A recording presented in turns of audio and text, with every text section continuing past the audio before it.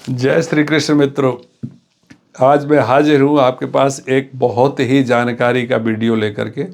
और ये वीडियो आप किसी भी हालत में मिस मत करना, और ये वीडियो पूरा देखना। हो सकता है ये वीडियो थोड़ा लंबा हो जाए, क्योंकि मैं जो मटेरियल लाया हूँ आपके लिए वो बहुत बहुत खोज के बाद लाया हूँ। और ये है वीडियो 144 वर्ष के बाद के जो तथाकथित घोषित महाकुंभ के बारे में।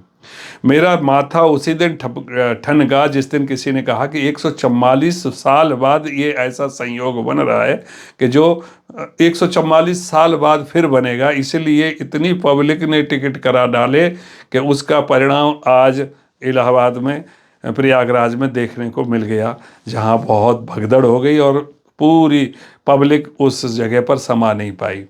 और ऐसा क्यों हुआ? ये सिर्फ इसीलिए हुआ क्योंकि 144 वाला जो ये जुमला किसी ने छोड़ दिया था कि 144 साल पहले ये संयोग बना था जो इस वर्ष बन रहा है। उस चक्कर में सभी लोग आ गए। और मुझे ताज्जुब इस बात का है कि इतने ज्योतिषी, इतने ज्योतिषाचार्य, इतने धर्माचार्य हमारे देश के अंदर हैं, किसी ने एक बार भी नहीं सोचा कि 144 साल पहले कब हुआ था, कैसा हुआ था, क्या संयोग था, कौन से ग्रह संयोग थे। वो आज तक ना किसी चैनल पर किसी ने दिखाया, ना मेरे को कहीं मिला। मैं वही उसी का खुलासा करने के लिए मैं आज ये वीडियो लेकर के आया हूँ। मैं पिछले कई दिनों से इस पर रिसर्च कर रहा था, कुंभ की क्या हिस्ट्री है, कहाँ से आया, कैसे आया। तो अभी मैंने देखा कि ब्रजभूमि पंचांग के अंदर कुंभ निर्धारित होने के लिए जब ये पंचांग लास्ट ईयर आया था, उसी वर्ष उन्होंने पहले ही लिख दिया था कि मकरे च दिवानाथे वृष राशि गतो गुरु प्रयागे कुंभ योगे वे माघ मासे विचुच्चय। वो कहते हैं कि जब माघ के महीने में सूर्य जो है मकर राशि में होते हैं और बृहस्पति वृषभ राशि में होते हैं, तो अब माघ के महीने में प्रयागराज में कुंभ होता है। तो ये बात समझ में आ गई। अब इस क्योंकि बृहस्पति एक एवरेज 12 वर्ष के बाद ही वृषभ राशि में आएंगे, और वो भी ये जरूरी नहीं है कि जनवरी के महीने में वो वृषभ राशि में हो, क्योंकि कभी बृहस्पति अतिचारी और रेट्रोग्रेड होकर के आगे पीछे भी हो सकते हैं। तो ये बात धारणा बिल्कुल खत्म हो गई कि प्रत्येक 12 बरस बाद जो है कुंभ का मेला होता है।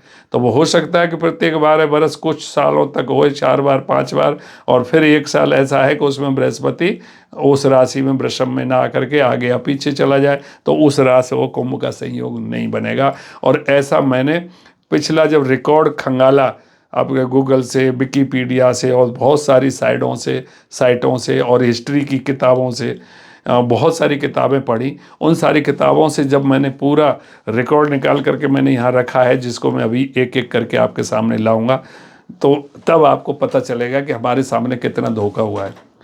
2025 माइनस 144 1881 साल आता है। 1881 में बृहस्पति जो है इस वृषभ राशि में नहीं थे, और 1881 में कभी कोई कुंभ मेला हुआ था या नहीं हुआ था, इसका कोई रिकॉर्ड अवेलेबल नहीं है। अगर हुआ होता तो जरूर होता, क्योंकि 1700 साल के बाद से ही विकीपीडिया पर अंग्रेजों का टाइम दिया हुआ है कुंभ मेला के बारे में। 1790 नवंबर 1790 में जो है ये मेला हुआ करता था। वो ब्रिटिश राज कह रहे हैं, कई बुक में निर्णय दिया है कि ये माघ के महीने में प्रत्येक वर्ष जो है मेला होता है। ये तो हम अभी भी होता है, अभी ये कुंभ हो या ना हो, लेकिन माघ के महीने में जब सूर्य मकर राशि में होते हैं तो प्रत्येक साधु लोग वहाँ पर कल्पवास के लिए जाते हैं।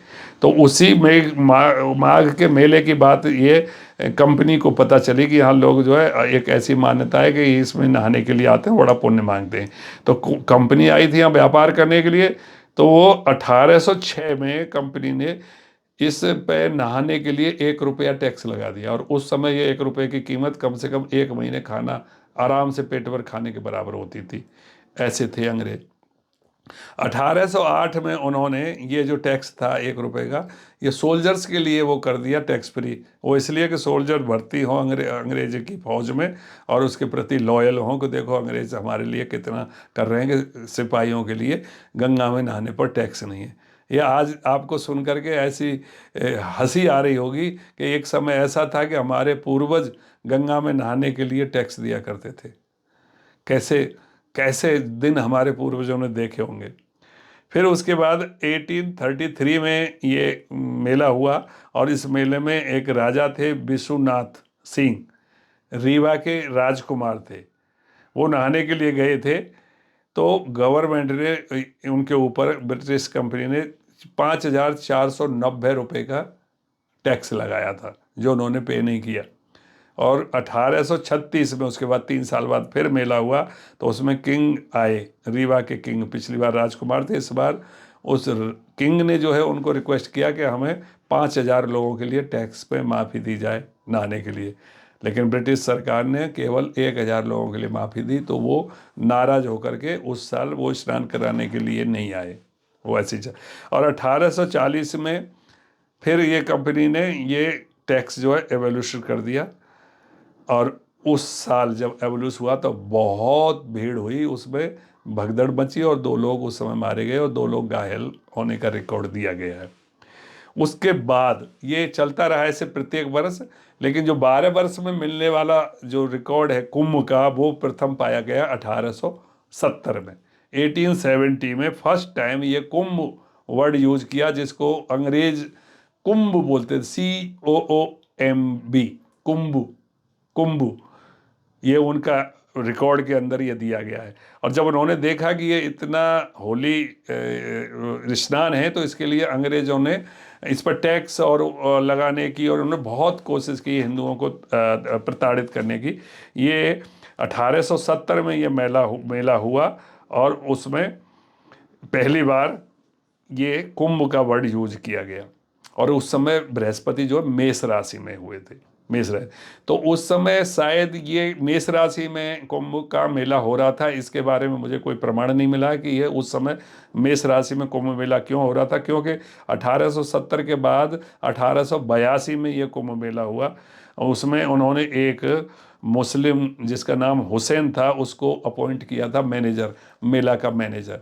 और उस भाई साहब ने ये काम किया कि जो अंग्रेजन थी और अंग्रेज़ों की जो डांस गर्ल होती हैं, तो वो उन्होंने नावें तैयार की, और उन नावों में अंग्रेज़ों को बिठा करके मांस, बीफ और ये लिक्कर वगैरह उनका तैयार करते हुए, डांस करते हुए, उसमें उन्होंने हमारे धर्मावलंबियों को गंगा जी में स्नान करते हुए उन्होंने एंटरटेन किया, इनको देखते हुए कि ये देखो कैसे बेवकूफ़ है और कैसे नहा रहे हैं। ये उसका 1882 का ये वर्णन उपलब्ध है। अगर आपको देखना है तो विकिपीडिया में जा करके देख लीजिए।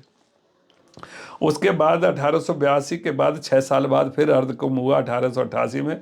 उसमें नागा साधु जब नहाने के लिए आए, तो उन पर बैन लगाने के लिए सोचा गया, क्योंकि ये नंगे लोग हैं और ये सभ्यता का प्रतीक नहीं है, और ऐसे कहते हुए मिशनरियों ने और उन्होंने शिकायत की। परंतु उस समय प्रयागराज के जो कमिश्नर थे अपॉइंटेड, उन्होंने इस बैन को हटवा दिया, मतलब बोला कि नहीं लगाएंगे, क्योंकि ये उनकी आस्था का प्रश्न है। कभी कभी कोई कोई अंग्रेज ऐसे भी आ जाते हैं।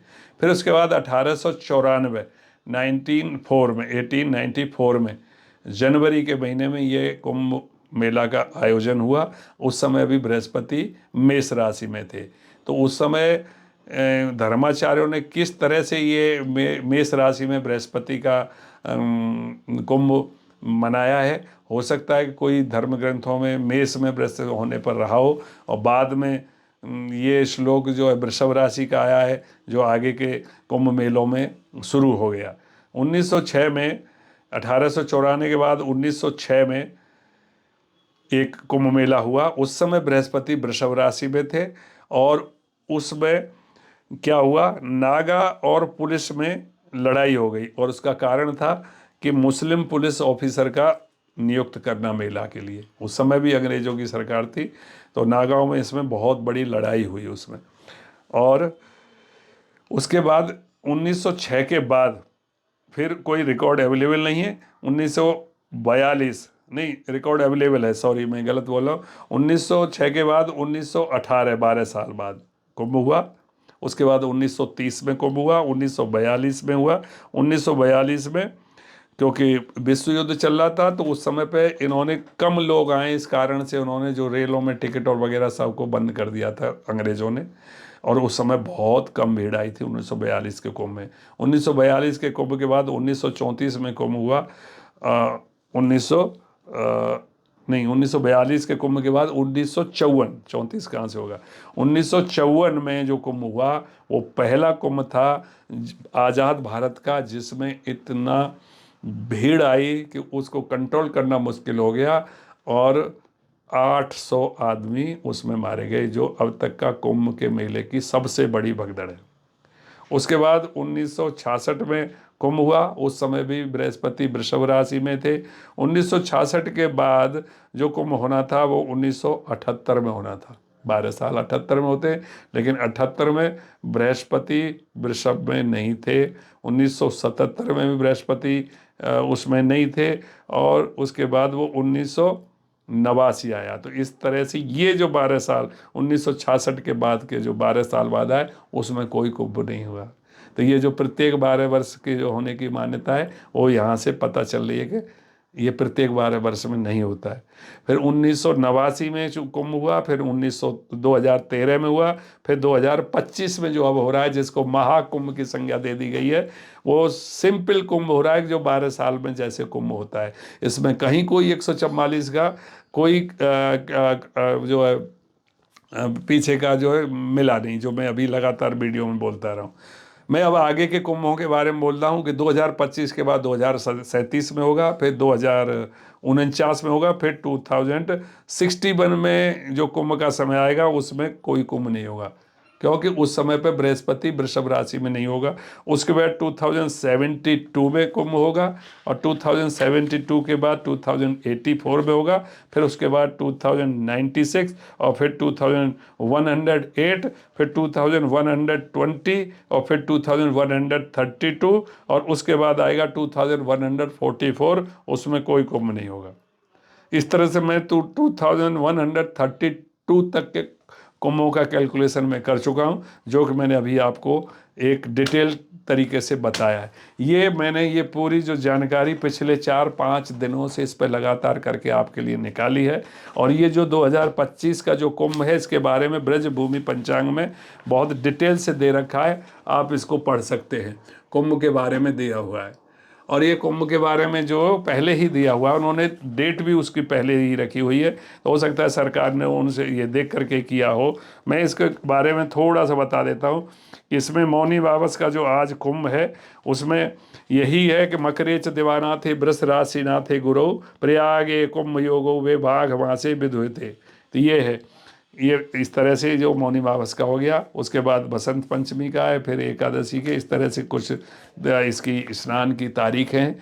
कुंभ के बारे में मैंने जो आपको ये जानकारी दी, मुझे लगता है कि आप सभी लोगों को ये पसंद आई होगी। और जिन लोगों को 144 वर्ष का जो जुमला आप लोगों के या सभी लोगों के जो दिमाग में बैठा हुआ उसको बाहर निकाल दें, और इसका प्रचार करें कि ये 144 वाला जो जुमला है किसने छोड़ा और कहाँ से छोड़ा, और इसको कोई चैनल क्यों नहीं दिखा रहा, ना कोई सोशल मीडिया का चैनल दिखा रहा है, ना कोई मेन चैनल दिखा रहा है। क्या इसने सरकार ने इस पर रोक लगा रखी है कि जिससे कि लोग आना बंद कर देंगे? क्योंकि 144 साल का एक ऐसा जुमला जिसके कारण हर व्यक्ति के मन में आता है कि लाइफ में एक बार ही तो पड़ रहा है, चलो थोड़ा कठिनाई करके इसको करके आते हैं। और उसी का कारण है कि आज जो है सारी व्यवस्थाएं चरमरा गई। आशा है कि आपको ये वीडियो बहुत पसंद आया होगा। एक बार फिर से आपसे आग्रह करूंगा कि जिन्होंने इसको मेरे चैनल को सब्सक्राइब नहीं किया, कृपया सब्सक्राइब कर लें और लाइक कर लें, अपने मित्रों को शेयर कर लें। और ऐसे और वीडियो के लिए आप कमेंट में ज़रूर लिखें कि और कैसे इस तरह के कुछ और व्रत और त्यौहार किस तरह के जो चल रहे हैं उनके बारे में पीछे की जानकारी और क्या है और क्या होगा उसके बारे में मैं रिसर्च करके बताने की और कोशिश करूँगा। आप सभी स्वस्थ रहें, सुखी रहें। जय हिंद, जय भारत।